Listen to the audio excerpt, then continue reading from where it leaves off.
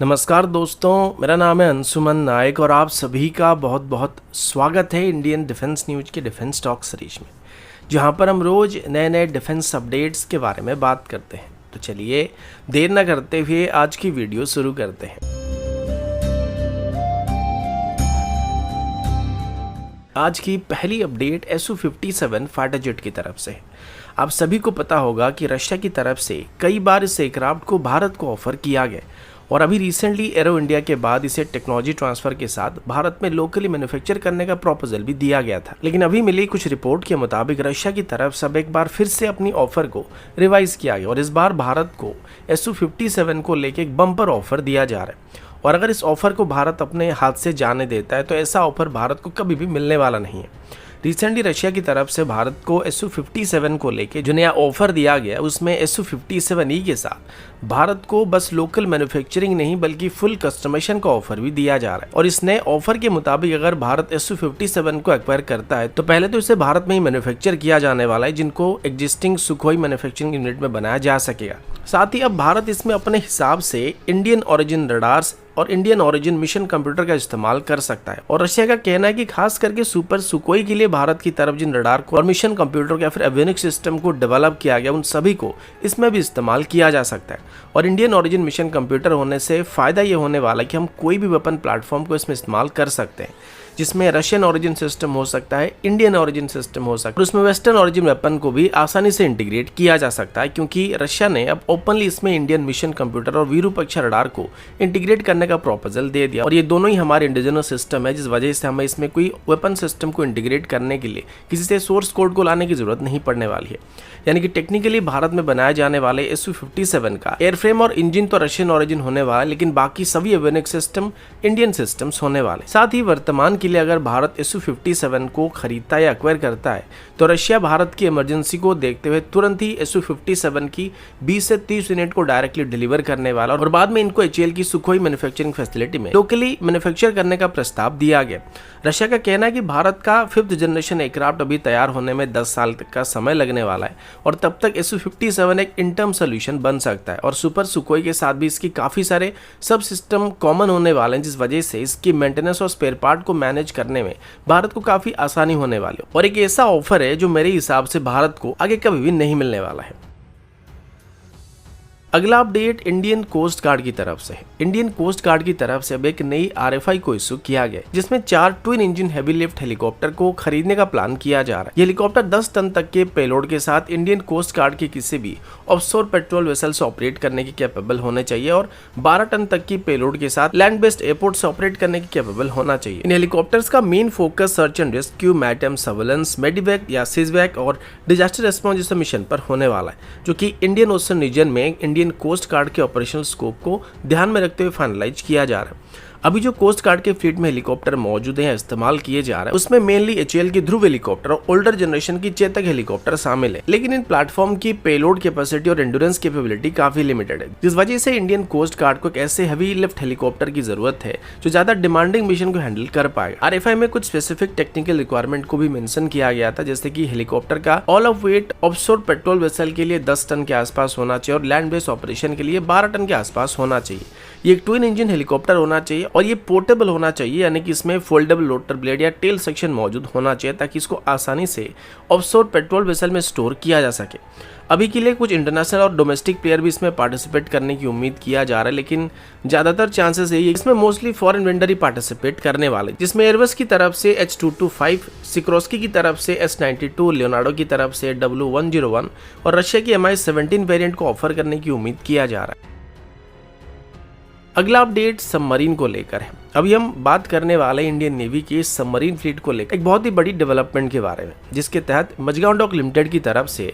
3 नए कलवरी क्लास की सबमरीन्स को बनाया जाने वाला है। जून 2025 में Mazagon dock limited ship builders limited यानी कि MDL की तरफ से कॉन्ट्रैक्ट को साइन किया जाने वाला है। जिसकी कीमत करीब 38,000 करोड़ के आसपास होने की बात की गई है। इस कॉन्ट्रैक्ट के अंदर इंडियन नेवी के लिए 3 नए स्कॉर्पियन डिजाइन की सबमरीन को बनाया जाने वाला है, जो कि हमारी एग्जिस्टिंग कलवरी क्लास की सबमरीन से थोड़े ज्यादा एडवांस होने वाले हैं। अब थोड़ा बैकग्राउंड में चले तो कलवरी क्लास की सबमरीन को प्रोजेक्ट 75 के अंदर एक्वायर किया गया था, जिसमें पहले से ही 6 कलवरी क्लास की सबमरीन को बनाया जा चुका है, जिसमें से 5 सबमरीन को पिछले साल तक इंडियन नेवी में इंडक्ट किया जा चुका था और अभी 6th सबमरीन यानी कि INS भगसीर को 15 जनवरी 2025 को कमीशन किया गया। अभी जो एडिशनल 3 स्कॉर्पियन क्लास की सबमरीन को खरीदने का प्लान किया जा रहा है, ये प्रोजेक्ट 75 का एक फॉलोन ऑर्डर होने वाला है। लेकिन इसमें बनाए जाने वाले 3 सबमरीन में पहले से ही DRDO की तरफ से डेवलप किए गए fuel cell based AIP system का इस्तेमाल किया जाने वाला है, जो कि पहले के सबमरीन में मौजूद नहीं है, जिस वजह से ये सबमरीन बिना सरफेस पर आए 21 दिन से भी ज्यादा समय तक पानी के अंदर ऑपरेट कर सकते हैं। इन सबमरीन में lithium ion batteries, upgraded sensors,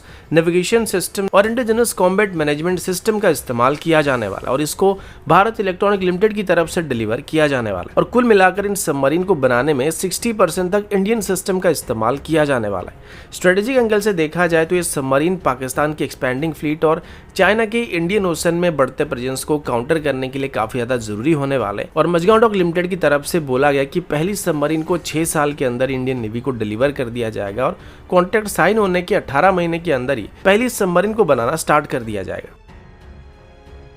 अगला अपडेट ब्रह्मोस मिसाइल की तरफ से, और अभी हम खास करके ब्रह्मोस NG के बारे में बात करने वाले हैं। ब्रह्मोस NG यानी कि ब्रह्मोस की नेक्स्ट जनरेशन वेरिएंट में अब एक नया X band phased array monopulse seeker का इस्तेमाल करने का फैसला किया जा रहा है, जो कि ट्रेडिशनल सीकर से कहीं ज्यादा एडवांस, प्रिसाइज और इलेक्ट्रॉनिक जैमिंग के खिलाफ रेजिस्टेंस होने वाला। अभी अगर सिंपल शब्दों में इसको समझें तो ये सीकर 8 से 12 GHz की फ्रिक्वेंसी में ऑपरेट करता है या काम करता है, जिसे हम एक्स बैंड फ्रिक्वेंसी कहते हैं। और ये faced array monopulse system mechanically घूमने वाले रडार की जगह पर इलेक्ट्रॉनिकली स्टीयर होने वाले बीम का यूज करते हैं, जिससे ये मल्टीपल टारगेट को एक साथ ट्रैक कर सकता है। ब्रह्मोस NG मिसाइल के डिजाइन गोल्स की बात करें तो ये पहले के जो एग्जिस्टिंग ब्रह्मोस मिसाइल है उसका एक लाइटर, स्मार्टर और फास्टर वर्जन होने वाला है। ये वेरिएंट अपने प्रीवियस वेरिएंट के मुकाबले 50% के आसपास लाइटर और छोटा होने वाला है, जिस वजह से इसे तेजस जैसे लाइट कॉम्बैट एयरक्राफ्ट में भी आसानी से इस्तेमाल किया जा सकता है। और क्योंकि ये मिसाइल फिजिकली काफी छोटा होने वाला है, यानी कि साइज में छोटा होने वाला है, तो इस वजह से इसे ज्यादा क्वांटिटी में इस्तेमाल किया जा सकता है, जिसका मतलब है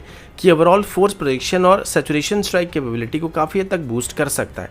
इस नए सीकर के कुछ खास टेक्निकल फीचर भी है जो इसे फ्यूचर वॉरफेयर के लिए काफी रिलेवेंट बनाने वाला है। ये सीकर सर्च, एक्विजिशन, ट्रैकिंग और टर्मिनल गाइडेंस जैसे मल्टीपल मोड में काम करने वाला है। ये surface ships, high speed boat, ground transporters, mobile launch platforms और यहाँ तक कि लो फ्लाइंग एयरक्राफ्ट जैसे डाइवर्स टारगेट को भी एक्यूरेटली एंगेज करने के लिए कैपेबल होने वाला है। ये सीकर इतना सेंसिटिव है कि ये 0.01 मीटर स्क्वायर के रडार क्रॉस सेक्शन वाले स्टेल्थी टारगेट को भी, जैसे कि यूएवीज और फास्ट अटैक क्राफ्ट को भी ट्रैक और उनको डिस्ट्रॉय करने में कैपेबल होने वाला है, जो मैरीटाइम और लैंड स्ट्राइक मिशन के लिए इसको आइडल वेपन बनाने वाला है। कुल मिलाकर ये सीकर अपग्रेड सिर्फ एक टेक्नोलॉजिकल अपडेट नहीं बल्कि एक स्ट्रेटेजिक एज को भी प्रोवाइड करने वाला है, क्योंकि बैटलफील्ड एनवायरनमेंट अब ज्यादा कंटेस्टेड होने के साथ साथ स्टेल्थीनेस के ऊपर डिपेंड करने लगे। और अभी नए फेस्ड एरे मोनोपल सीकर के साथ BrahMos NG missile high confidence precision strike deliver करने में और भी ज्यादा कैपेबल होने की उम्मीद किया जा रहा है। अगला अपडेट एयरबस और टाटा के बीच होने वाले हेलीकॉप्टर असेंबली प्लांट की तरफ से 27 मई 2025 को अनाउंस किया गया था कि एयरबस हेलीकॉप्टर और टाटा एडवांस सिस्टम लिमिटेड मिलकर कर्नाटका के कोलार डिस्ट्रिक्ट में एक फाइनल असेंबली लाइन को एस्टेब्लिश कर रहे हैं, जहां एयरबस की H125 लाइट हेलीकॉप्टर को असेंबल करने का फैसला किया गया। ये भारत का पहला privately operated helicopter assembly plant होने वाला है, जो कि भारत की मेक इन इंडिया और आत्मनिर्भर भारत प्रोग्राम दोनों को सपोर्ट करने वाला है। इस फैसिलिटी का प्राइमरी फोकस इंडियन मार्केट के लिए H125 हेलीकॉप्टर को बनाने का होने वाला है, लेकिन फ्यूचर में इस प्लांट से साउथ एशिया और नेबरिंग कंट्री जैसे कि नेपाल, भूटान, बांग्लादेश और श्रीलंका जैसे कंट्री को इन हेलीकॉप्टर को एक्सपोर्ट करने का प्लान भी किया जा रहा है। H125 हेलीकॉप्टर एक single engine multi role light helicopter है, जो कि हाई एल्टीट्यूड और हॉट वेदर कंडीशन के लिए स्पेशली डिजाइन किया गया। इसका use emergency medical service, disaster relief, law enforcement और टूरिज्म जैसे मिशन के लिए किया जा सकता है। यह हेलीकॉप्टर पहले ही ग्लोबली टेस्टेड और ट्रस्टेड है और अभी तक इसकी 7,000 से ज़्यादा यूनिट को डिलीवर किया जा चुका है या ऑपरेट किया जा रहा है।